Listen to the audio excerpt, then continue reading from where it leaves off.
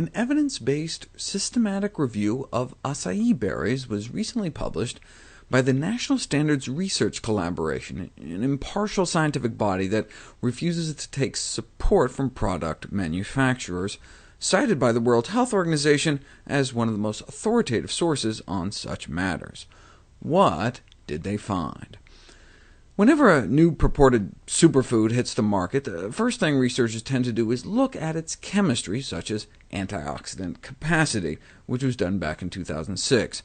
Based on one measure, it had the highest antioxidant capacity of any food reported to date, a remarkable finding I reported at the time, arguing that despite its cost, frozen acai pulp represented one of the best antioxidant bangs for one's buck. But still, we didn't know what it did outside of a test tube. The next step is to go from test tube to petri dish and try it out on some human cells. They dripped the concentration of acai berry phytonutrients one would expect in one's bloodstream after eating them on some blood cancer cells taken from a woman with leukemia, and saw a dramatic rise in cancer cell mortality. In fact, about twice what was found previously using similar concentrations of hibiscus tea on the same cancer. Acai was also found to boost immune cell function at extremely low doses. Here are some videos of white blood cells gobbling up invading yeast. Nom nom nom nom. Come back here. Isn't that amazing? They're like sucking them up like Slurpees.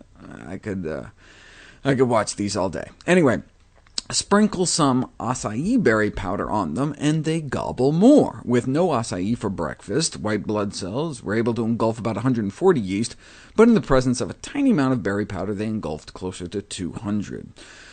Slowly but surely, researchers began piecing together the mechanism by which acai affected cellular function. Still no human studies, though.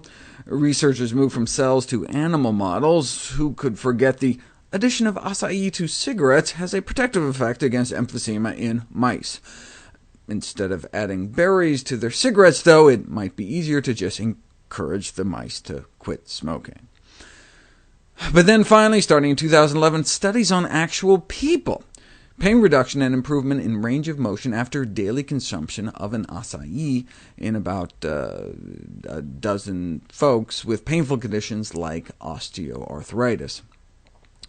After 3 months, antioxidant levels went up, and pain levels went down.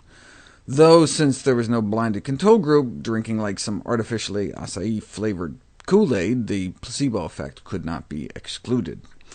And finally, one last pilot study, the effects of acai on metabolic parameters.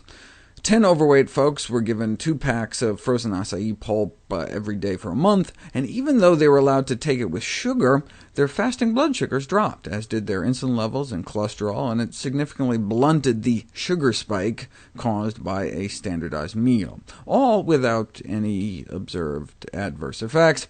In fact, the only theoretical concern cited in the new review may be that it might work too well. If you're on diabetic blood sugar-lowering medications, it could potentially drop your blood sugar too low, or if you have an autoimmune disease or on immunosuppressants, it could stimulate your immune system too much. But what about the case report of the guy whose muscles started dissolving after using this acai berry supplement? Turns out there was no acai berry in it at all. That's the problem with taking supplements. They are so poorly regulated, you never know what you're getting. For example, a study was done on 27 supplements of another purported superfruit, pomegranate. Here's the main ingredients. OK. Except of the 27 supplements tested, only 5 appeared to be actually what they said. Fine, you say, no pills, you'll just stick to the juice. 45 commercial pomegranate juice samples from 23 different manufacturers in the United States. They all said they contained 100% pomegranate juice on the label, but most of them lied. Only 6 out of 23 were what they said they were. The only source you can be guaranteed to get authentic pomegranate juice has no label at all.